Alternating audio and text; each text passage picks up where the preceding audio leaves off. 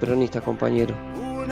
Le mandamos un abrazo grande, muchas gracias por estar ahí. Bueno, se quedó con la tele. Grande, Igual la Cacho. cámara por suerte la tenemos como lejos, Sí. y no nos acercamos, o sea, somos muy cautos con eso. No, todo muy cuidado y además nos maquillamos antes de venir, ¿lo sabés? Eso es Y mentira. pero agradezco bueno, al no vestuarista de importa. la radio que me prestó esta remera, Sí. sí, a Charles Canante. Bueno, agenden que nos vamos a encontrar el 7 de junio, te decía, 19 horas, en el Pulqui Bar Entre Ríos 484. Qué bueno. Tenemos muchos temas para charlar, es un encuentro con nuestros oyentes, lo que estamos planeando. Ustedes nos vienen diciendo hace tiempo, ¿cuándo?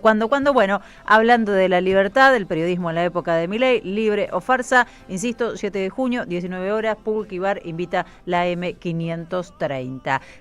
5 minutos, no le quiero robar un minuto más al señor Atilio Borón, que está muy bien, hoy lo tenemos vía Zoom porque hace mucho frío. Atilio, ¿cómo estás? ¿Qué tal? Buen día. Bueno, sí, frío, lluvioso. Todo, la verdad lluvia, que, frío, y sí. ayer me di la vacuna contra la gripe, ¿Y ¿verdad? te Y me afectó dejó o un no? poquito tirado. ¿Cómo? Sí, te afectó un poquito, digo. Un poquito, sí, Sí. me dejó un poquito debilucho, así que la verdad que tomando en cuenta todo eso, dije, bueno, ya que tenemos la tecnología, ¿no Obvio. es cierto?, para poder reemplazar en parte, aunque sea, ¿no?, la cosa presencial, dije, bueno, vamos a quedarnos en casa y contribuir desde aquí. Perfecto. Bueno, tenemos varios temas, no sé por dónde querés empezar vos, Jair, Atilio. Mira, empiezo por una cosa que ya es una obsesión y una fuente de tristeza inmensa, la absoluta complicidad de las grandes potencias de Occidente para con el genocidio que sigue su curso en Gaza y que cada vez se hace más brutal, más tremendo. Y prácticamente lo que se está haciendo es incentivando en la carrera armamentista en Europa. Estados Unidos, a pesar de las promesas de Trump que va a parar la guerra en 24 horas, ¿verdad?, lo cual ratifica una vez más que es un charlatán, que un vendehumos, como se dice, le ha ahora otorgado nuevos permisos a la OTAN para que algunas armas muy sofisticadas que tiene la OTAN en Alemania Sí. sean transferidas a Ucrania. Con lo cual, el único resultado de todo esto va a ser que la guerra se va a intensificar, la destrucción de Ucrania va a ser realmente tremenda, ya digamos, las estimaciones sobre lo que costaría la reconstrucción, ¿verdad?, de Ucrania una vez que esta guerra termine, que no sabemos cuándo, ¿verdad?, porque acá hay varios problemas para terminar la guerra, pero equivaldría a prácticamente 3 veces el Producto Bruto de Ucrania, lo Sí. cual quiere decir que ese país va a quedar devastado o convertido en un protectorado norteamericano que ya ha logrado robarle los yacimientos que tienen, que no son muy grandes tampoco, pero importan, de tierras raras, y el pueblo ucraniano, bueno, disperso en una, en una fuga, digamos, para salvar el pellejo, porque la guerra, al intensificarse, cada vez más va a afectar a una zona como la de Kiev, donde está la capital de Ucrania, que hasta hace poco tiempo había estado al margen de los bombardeos y de los ataques de las fuerzas rusas.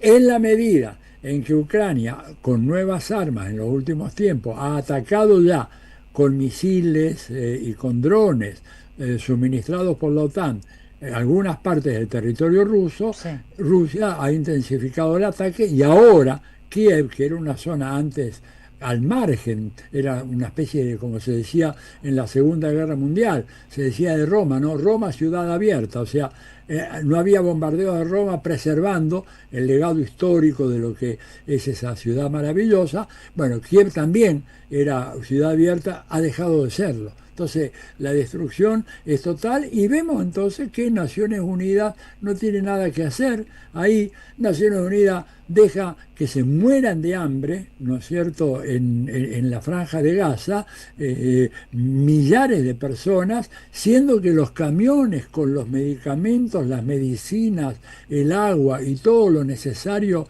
para la sobrevivencia están ahí en la frontera, e Israel no les quiere dar paso, y las Naciones Unidas, que tiene una agencia especial para los refugiados, es absolutamente impotente para resolver esta situación. Por eso digo yo que estamos realmente ya transitando en un mundo completamente nuevo, y quería sacar después una conclusión Sí. para la Argentina sobre esto, en un mundo completamente nuevo en donde el genocidio está legalizado si es que lo hacen las personas correctas, para usar una expresión muy de Noam Chomsky. Si quien practica el genocidio es alguien correcto, es decir, un amigo de los grandes intereses de Estados Unidos y de Europa, no va a tener absolutamente ningún problema. Sin embargo, si quien practica algo parecido a eso, que de ninguna manera es justificable, bueno, ahí sí se pone en marcha la Corte Penal Internacional y todo lo demás, pero sin ningún resultado práctico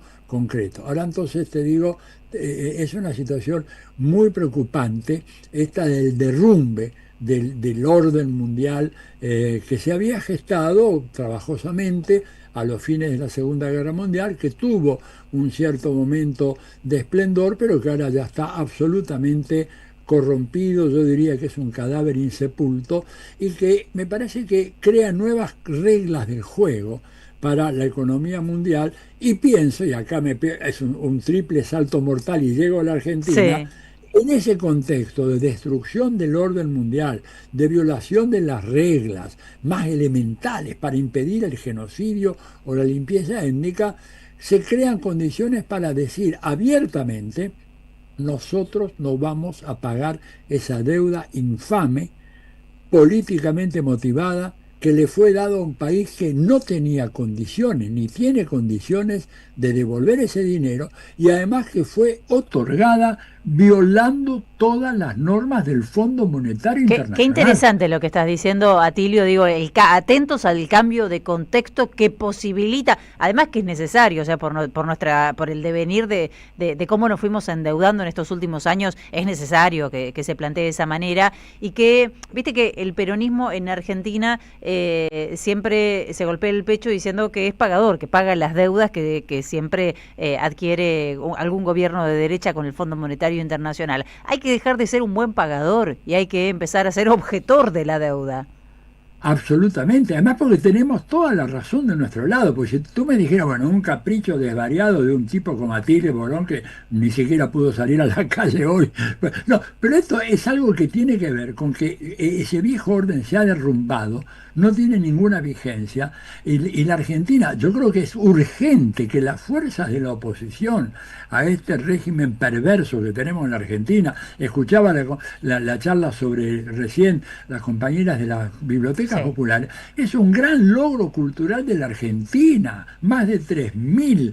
Yo te puedo asegurar, les puedo asegurar a Felicita, Yair, que no hay ningún país de América Latina, ni siquiera países con mucha más población que nosotros, como Brasil o como México, que tiene algo siquiera remotamente parecido a esa red fabulosa de bibliotecas populares, que fueron posibles por la iniciativa de las personas, de los lugares, los barrios, las localidades, pero que tuvo un apoyo estatal que ahora ha sido abruptamente cortado por el troglodita o la banda de los trogloditas que gobierna en este momento en la Argentina. Entonces, ¿qué quiere decir esto?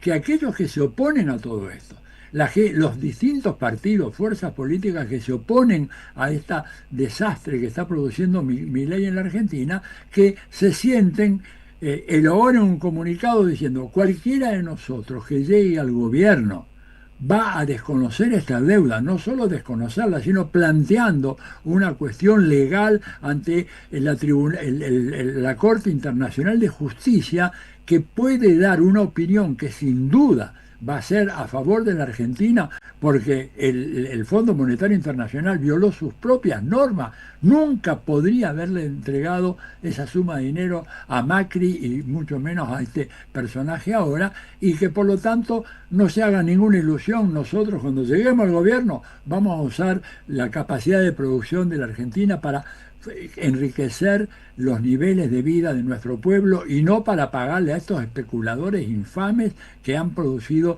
esta debacle económica en la Argentina, con los ataques no solamente a las pymes, el ataque a los consumidores, a los jubilados, a los asalariados, por supuesto la destrucción de las universidades públicas o el debilitamiento de las universidades públicas, la destrucción de nuestras capacidades de investigación, que son fundamentales en un momento como el de hoy, ¿no es cierto? Entonces creo que sería hora de que las fuerzas que están en la oposición, en serio, no una oposición meramente de piripipí verbal, sino que digan, esta deuda no la vamos a pagar porque es ilegal, es ilegítima, es inmoral, y la razón está de nuestro lado. Atilio, ¿cómo estás? Jair te saluda. Te quiero llevar a otro Jair? tema también en materia internacional, pero que nos tiene muy preocupados o ocupados por lo menos. ¿Qué es lo que pasa en Bolivia? Ayer leía que el Tribunal Electoral no aprobó la candidatura de Andrónico, que era una de las posibilidades que tenía el MAS en su complejísima interna para presentarse a las elecciones de agosto. ¿Cómo viene el tema de Bolivia? ¿Qué nos puedes actualizar? Mira, lo que puedo decir es que había una gran esperanza en que se aprobara la presentación de Andrónico como el candidato que de alguna manera sintetizaba el conflicto entre Lucho Arce y Evo Morales. Lamentablemente así no lo entendió el tribunal que intervino en la causa. De todas maneras me dicen que va a haber una instancia de apelación, que los plazos son muy ajustados, pero que me parece a mí que se va a intentar reflotar todo eso. Y de lo contrario, bueno, pues habrá una primera vuelta con una gran fragmentación política, en donde habrá que ver si es que alguien que pueda considerarse heredero de la obra histórica del gobierno de Evo Morales en Bolivia pueda salir airoso en esa competencia pensando en un balotaje. Ahora, un balotaje que va a tener enormes dificultades, ya vimos lo que pasó en el 2019, hay que ver ahora si hay condiciones más favorables, pero lamentablemente ese divisionismo, esa pugna, ¿no es cierto?, de egos a los cuales se refería Cristina este domingo, ¿no es cierto?, en el acto, donde más que debate lo que hay es un tira y afloja entre egos, personalidades, mezquindades. Me gustó mucho lo que dijo, eso en Bolivia se dio de manera pero absolutamente agigantada. Yo espero, creo que Andrónico era una buena opción, espero que haya esta instancia final de apelación y que pueda ser autorizado, porque de lo contrario creo que va a ser muy difícil estabilizar la situación en Bolivia, ¿no? Bien, sí, la verdad que qué difícil. Qué difícil lo de Bolivia, qué difícil lo de Argentina. El otro dato Argentina. significativo Qué poco alentador bueno, todo, ¿no? Claro, no, seguro. No, es que, bueno, cuando se habla de un continente en disputa, eso es cierto, ¿no es cierto? Acá hay actores sociales que están actuando a favor de los intereses imperiales. Miremos lo que pasó en las elecciones ahora en Venezuela. Es muy interesante, ¿verdad? La derecha hizo una campaña tremenda boicoteando el proceso electoral. Por suerte hubo sectores de la oposición que no adhirieron a eso. La información que ha venido es realmente muy pobre. Yo estuve mirando a nivel de algunos detalles, porque la elección fue de Asamblea Nacional y de gobernadores. Bueno, hay una mayoría muy clara en la Asamblea Nacional a favor del PSV, o sea, el partido de gobierno, ¿verdad? Pero hay prácticamente un 20% de representantes de la oposición. Esto digo porque se habla siempre de la dictadura de Maduro, etcétera, pero digamos, una dictadura muy extraña, tiene una compulsión por realizar elecciones. Esta es ya la segunda elección en el año y va a haber una tercera elección en los próximos meses en el ámbito comunal. A pesar de que la derecha insiste en boicotear las elecciones porque ellos quieren la vía del golpe, el cambio de régimen, y están trabajando para eso.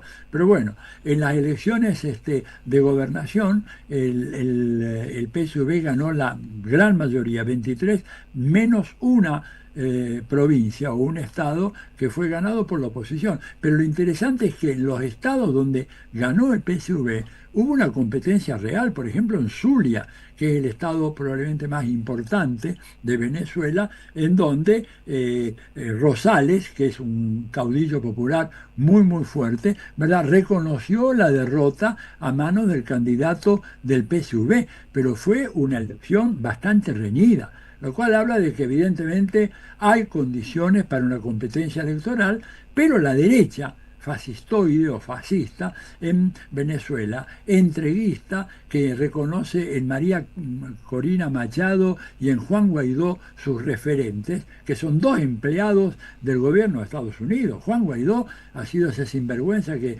se proclamó en una plaza, ¿verdad?, y lo reconoció a los 5 minutos Donald Trump, y que hizo posible el gran robo del que fue víctima Venezuela, ¿no? Increíble, realmente. Atilio, querido, no te quiero hacer hablar un montón, y sobre todo si te acabas de poner la vacuna y estás un poco cuidándote medio pachucho, pero sí te quiero preguntar, hoy cruzamos unos mensajitos hoy temprano porque le preguntaba, hay diferentes decálogos sobre cómo reconocer el fascismo. Viste que hoy hay mucho culposo de opinar, ¿no? Y incluso cuando vos utilizás, pensaba esto también, hay mucha policía por todos lados, de todos los sectores, ¿no? Decís algo y te dicen, no, pero ¿cómo vas a...? Y la utilización de la palabra fascista es algo que se resiste bastante. Entonces hablábamos con Atilio de diferentes decálogos sobre qué implica el fascismo, cómo reconocer el fascismo y demás. Pero más allá de esto, lo que yo te convencía que este es un gobierno, es una avanzada fascista. No hay duda. El gobierno que tiene hoy la República Argentina, y no hay muchos escandalizados por esto que hicieron con Darín, que para mí tiene que ver con esto de callar, generar miedo, ejemplificar, en este caso con un actor que, qué triste, porque hasta ayer estábamos festejando el logro del Eternauta con Darín a la cabeza, y hoy estamos hablando de 3 empanadas, ¿no?, que es lo que básicamente imponen. Pero la cuestión de fondo es generar miedo para que nadie opine, y además conocemos el Plan de Inteligencia Nacional de la CIDE, que aparentemente pone en foco a todo aquel que erosione el discurso del gobierno. Es decir, nosotros podríamos en este caso ser sujetos de investigación por la CIDE, de espionaje, por estar poniendo, alguien puede entender que nosotros estamos erosionando, o vos que estás en tu casa posteando algo, estás erosionando el discurso oficial. Absolutamente. Bueno, pero esto, por eso te digo, acá tenemos, yo por eso hace tiempo, si ustedes habrán, lo saben, y la oyentada tuya, ¿verdad?, lo sabe muy bien. Yo no me he rehusado a calificar a este gobierno como un gobierno de la democracia. Le hablo, es una democradura o una dicta blanda, o sea, es una fórmula híbrida que va avanzando en la dirección de una dictadura. No nos digo, esto último que ha aparecido, que ha sido denunciado, ¿no es cierto?, por este periodista de La Nación, Alconada Mon, ¿verdad?, pero que luego fue ratificado por otros periodistas. Ayer mismo a la noche Irina Hauser expuso claramente todas las implicaciones de todo esto. Habla de un gobierno que tiene una propensión totalitaria y de control político y control social infernal, ¿no es cierto? Más allá de que, bueno, sea como es un país dependiente y es un país con un gobierno que tiene una tremenda vocación colonial. Lo que esta gente quiere es que nos convirtamos en el Estado 51 de los Estados Unidos. Lo que los canadienses rechazaron con indignación es algo que desea fervientemente el presidente de la Argentina y el grupito que los rodea. Y que, bueno, hasta ahora, digamos, no se ha producido una reacción en contra. Pero evidentemente tienen esa ambición de controlar todo. Creo que hoy en día un periodista, ¿verdad?, un fotoperiodista, un movilero, ustedes que están en la radio, yo que también estoy en la radio los sábados con ustedes, etcétera, tenemos serias preocupaciones de que mañana podamos caer dentro de una norma, ¿verdad?, que te dice, usted está creando un clima de sospecha o de inquietud en la opinión pública, por lo tanto es responsable de un sabotaje a un plan económico, etcétera. Bueno, esto es lo que caracteriza un régimen fascista. Totalmente. Un régimen además que ha autorizado el funcionamiento de una Corte Suprema con 3 miembros. Esto no se ve en ninguna parte del mundo. Quiero que, por favor, la dentada piense. En un país como Colombia, la Corte Suprema creo que tiene 21 miembros divididos en diversas salas. En México ahora reducen, que era una corte muy grande, a 15 miembros, perdón, a 9.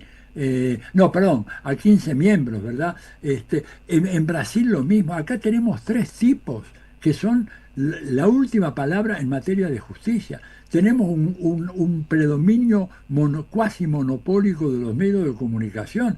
Todo esto es lo que caracteriza al fascismo, el sometimiento total del Parlamento. Estamos funcionando, te decía una de las personas de la CONAVIP, de las bibliotecas populares, con un presupuesto que fue discutido en el año 2022, que se aprueba para el 2023 y que se aplica para el 2025. Lo cual significa una especie de hemorragia financiera a todas las instituciones y agencias del Estado. Ataque en general a la cultura, a las bibliotecas, al cine argentino, al teatro argentino, a sus artistas, sobre todo aquellos que levanten la voz, la persecución a los trabajadores, la prohibición de la huelga, la estigmatización de quienes piensan diferentes, ese lenguaje agresivo, violento que se impone, no solamente en las redes sociales, también en boca del presidente. Atilio, ¿qué más decir? ¿Cuánto más falta para que podamos ponerle nombre a esto que nos está sucediendo y sobre todo reaccionar, además de ponerle nombre, ¿no?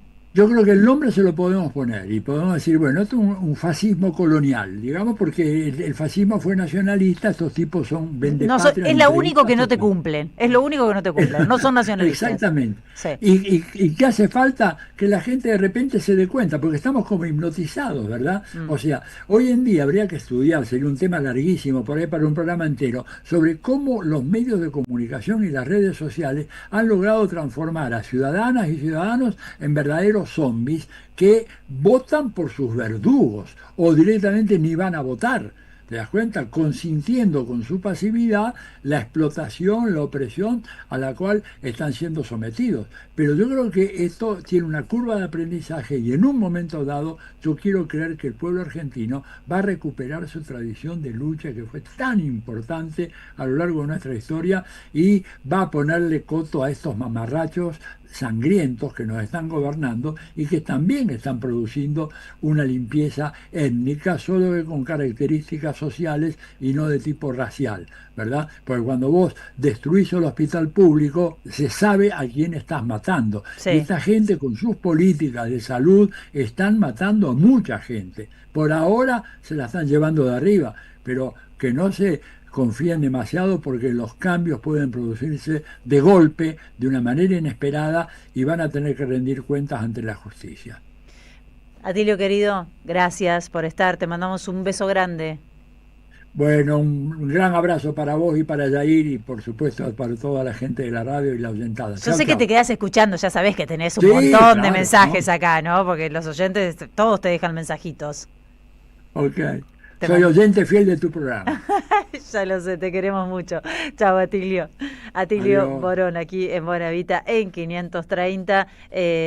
Bueno, como siempre, sí, un montón de mensajes tiene.